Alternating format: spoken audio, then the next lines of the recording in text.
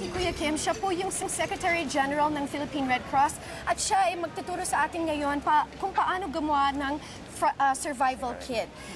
Umagang kay ganda po. Umagang kay ganda, Donita. Okay, what is a survival kit?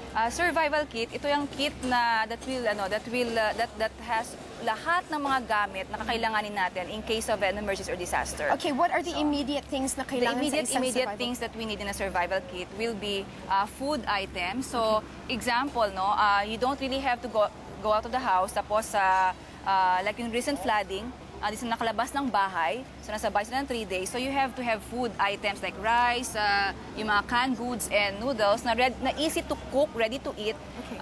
So, magagamit mo yun. But, however, kung ang kit mo ay for grab and go, you have to bring it out. So, dapat yung mga laman na food natin ay yung mga ready to eat talaga, yung mga easy to open canned food o kaya yung mga naka-tetra pack na food.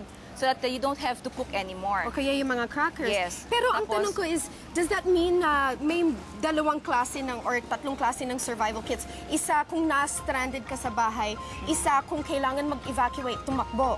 Actually, ang survival kit, you can design your own eh. Okay. So, if alam mo, you have to know anong klaseng calamity or disaster meron palagi in your area. If halimbawa, palaging sarado yung road, o kaya yung may armed conflict doesn't mean naman na kailangan mo lumabas ng bahay. Kailangan mo lang magstay sa bahay. So, you can have mga food items na linuluto pa natin sa bahay. But kung alam mo na laging baha and you have to evacuate all the time, so yung mga food na dalhin mo na meron prepared dapat, yung mga easy to go and ready to eat food. Would you suggest na may dalawang klaseng Well, for areas kits? na ganun ang klase or nature ng disaster, I suggest meron kayong mga ganon. Okay, so ano ba, like for example, let's start with the most basic kind of survival kit. Hawak ni Kuya Kim kanina yung parang bamboo. Yes, ano the most basic kind of survival kit, ang laman nun ay food item. Kasi ang mga food ay very basic. Okay. Food, so may food tayo. So, naglagay sila ng ganyan. Ito. Match, very important. Okay? Mga Tapos, isda, canned goods. Okay? noodles, bigas. Then may rice, oo. Meron din damit dito May yata. damit din siyang nilagay dyan. No? Ito, Very t-shirt. important. Ayun. Dapat may extrang damit tayo. Okay. When we evacuate or cannot mag-go, you have to have an extra shirt. Ito design to ng group in Antique, wherein they don't really have to buy yung mga bags, no? Kasi sa pamilya ng bag, but marami silang bamboos and they're able to use yung mga bamboo. Okay, so that is the most basic one. So, Kung syempre, social syempre, kapartner ng food palagi ang water. Very important ang water. So, per person sa bahay, dapat meron tayong per day, ang computation, 1 gallon of water. 1 gallon per Yes, person? Per person. So, kung halimbawa kakailanganin mo siya, iinumin mo siya, you drink half gallon, tapos yung the rest will be for washing. Panghilamos, pang-wash, gano'n. Kasi kailangan mo yun to maintain proper hygiene. Ngayon, kung 3 days, kasi we recommend you have to have a 72-hour survival kit. Okay. At least that will help you survive in the next 3 days. So, kung 3 days, each family member should have 3 gallons of water. Okay, sa bahay. Okay, sa bahay. So, nakaset aside yun na, huwag yung gagamitin yun dapat. Paano pag kailangan mag-evacuate? Just bring one. Okay, Leave one and go. Per person for 3 days. Kung Okay. aalis kayo ng bahay. Ngayon, maraming iba't ibang klase Donita na ways ng pag-keep ng water na survival kit. Pwedeng water na siya, yung nga lang mabigat. Yung nga lang, ito yung the most practical sa Pilipinas. Ito yung available. But kung meron kayong mahahanap na ganito, mas maganda din, no? Ito, we got this from Singapore, bigay ng Singapore Red Cross. So, ito yung may water filtration system dito. You put yung tap water dito, paglagay mo ng tap water dyan, then you put this hose dito sa next bottle. Ito yung iniinom na bottle na, ito yung jug. So, pwedeng flood water?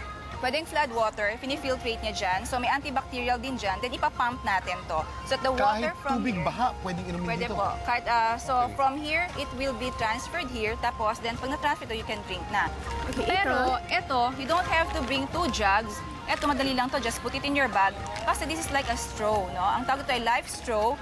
So, kahit saan, example, actually ito, kung talagang wala ng water, tubig sa kanal, sa baha, you can drink you can use this for drinking. At magkano ang ganitong klaseng life straw? Ang ganitong life straw per person is, ito yung individual life straw to, no? So usually ang cost niya alam ko nasa 200 to 500 pesos. Depende kung saan ka makuha ng stock. Okay. As So, for what about medical supplies? First aid Okay. kit, ano bang So, kailangan? Importante yung gamot, ano? Dahil ngayong tapos na Part yung main, na sakuna, ano?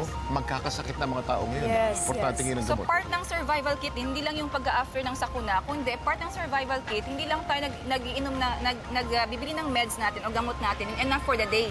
Dapat meron tayong nakastock din talaga. Kasi example, yung mga ibang tao, yung nakalabas ng buy ng 3 days, meron ka pang gamot for the next 3 days, especially kung nag-maintain ka ng gamot for hypertension. Anong for pinaka-priority natin sa mga gamot? Sa Pakisabi mga na po. gamot, yung mga basic, mga over-the-counter, tulad ng mga paracetamol for fever, tapos yung mga for cough and colds na gamot, oral rehydration. Para sa diarrhea o Para sa cholera. diarrhea. Tapos meron kayong mga anti-diarrheal meds. Okay, very important. Tapos kung ikaw ay laging nag-hyperacidity, so meron kang Sa gutom.